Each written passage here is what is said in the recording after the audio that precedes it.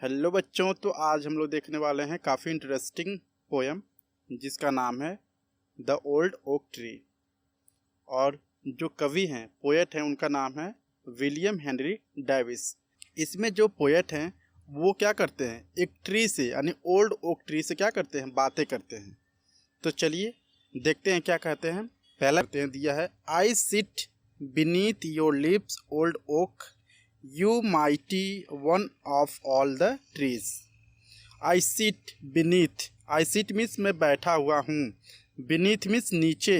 Your lips मतलब कि तुम्हारे छाँव के नीचे बैठा हुआ हूँ। Old oak मतलब कि जो old oak tree है उससे वो जो पोएट हैं वो कह रहे हैं कि मैं तुम्हारे छाँव के नीचे बैठा हुआ हूँ। You mighty one of all the trees. Mighty means क्या होता है, पावरफुल या मजबूत। तो यहाँ पर जो पोएट हैं वो कह रहे हैं कि मैं जानता हूँ कि तुम जितना भी यहाँ पर पेड़ हैं सबसे ज़्यादा क्या हो, तुम स्ट्रांग हो, मजबूत हो। Within whose hollow trunk a man could stable his big horse with each, यानी तुम इतने विशाल हो, इतने बड़े हो, ठीक है, जो कि तुम्हारा हॉलो ट्रंक है। यहाँ पर जैसा कि आप देख सकते हैं इस पेड़ में एक बड़ा सा क्या है, हॉलो ट्रंक है, मतलब कि इसमें बहुत ही ज़्यादा बड़ा सा हम बोल सकते हैं एक होल है। और यहाँ पर जो पोएट है वो कह रहे हैं कि इस होल में अगर कोई इंसान चाहे वो अपने एक घोड़े के साथ ठहर सकता है, रुक सकता है इस होल में, ठीक है, ऐसा वो कुछ कह रहे हैं। सेकेंड स्टेंजा देखते हैं, I see your knuckles hard and strong. Knuckles का मतलब होता है यहाँ पर पेड़ के जो निचली जड़ होते हैं ना, तो वो होता है पैर के जो उंगलियां होती हैं उस तरह से। आप यहाँ देख सकते हैं पैर की उंगलियों की तरह ये जड़ निकला हुआ है। तो जो पोएट हैं वो क्या कह रहे हैं, I see your knuckles hard and strong.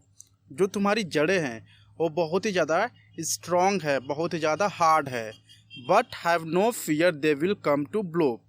लेकिन तुम जो हो, तुम्हें किसी से डर नहीं लगता, मीन्स कि तुम नहीं डरते होगे कि तुम नीचे भी गिरोगे, या जो आंधी तूफान या हवाएं हैं उससे तुम नहीं डरते होगे।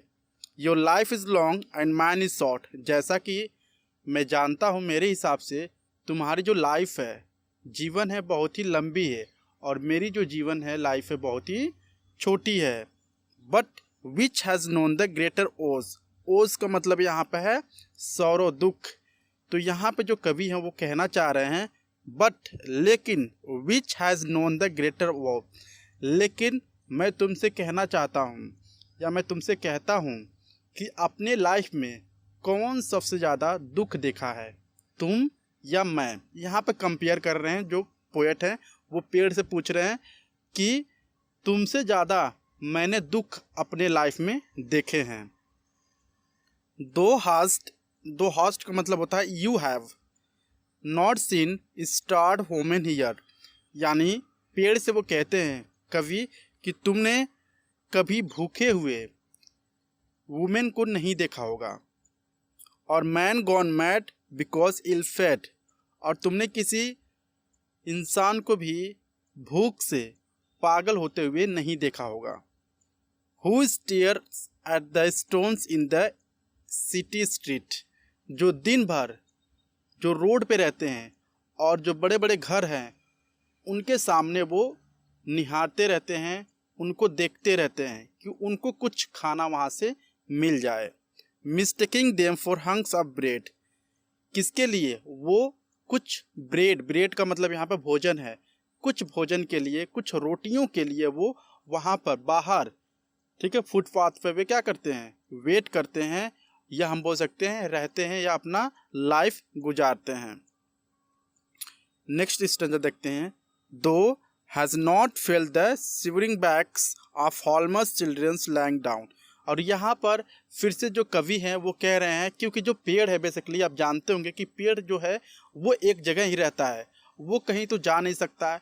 इसीलिए जो कवि हैं वो कहते हैं कि तुमसे ज़्यादा जो दुख है वो इंसानों को है, और मैंने बहुत ढेर सारे दुख, यानी तुमसे भी ज़्यादा दुख मैंने देखे हैं अपने आसपास लोगों के बारे में या लोगों में। फिर से यहाँ पर कह रहे हैं कवि कि आपने कभी या तुमने कभी महसूस नहीं किया होगा शिवरिंग बैक्स ऑफ हॉलमेस चिल्ड्रंस लाइंग डाउन, जो हम बोल सकते हैं गरीब बच्चे, ठीक है, जो बेघर बच्चे हैं, वो नीचे सोते हुए तुमने कभी नहीं देखा होगा। And sleeping in the cold night air, और जो सोते हैं कहाँ पे सोते हैं basically, sleeping in the cold night air, मतलब कि ठंडियों में वो सोते हैं खुली आसमानों में।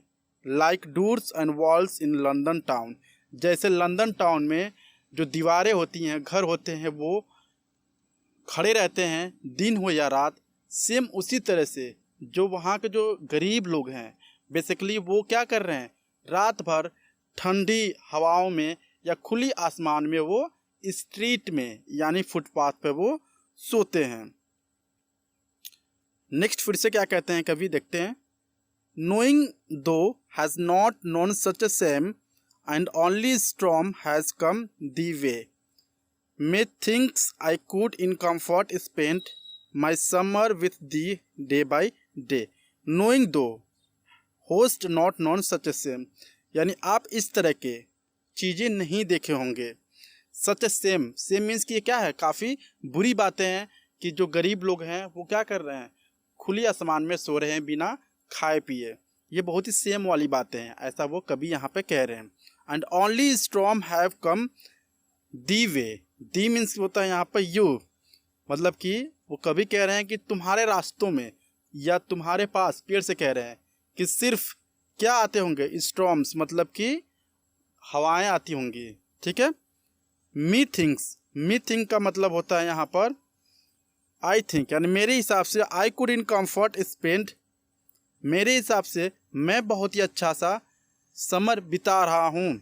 माई समर, समर मतलब कि हम बोल सकते हैं, ये कह रहे हैं कंफर्ट स्पेंड मतलब कि समय बिताना, समय बिता रहा हूँ। My summer with the day by day, the means क्या होता है यहाँ पर, दे मीन्स होता है योर।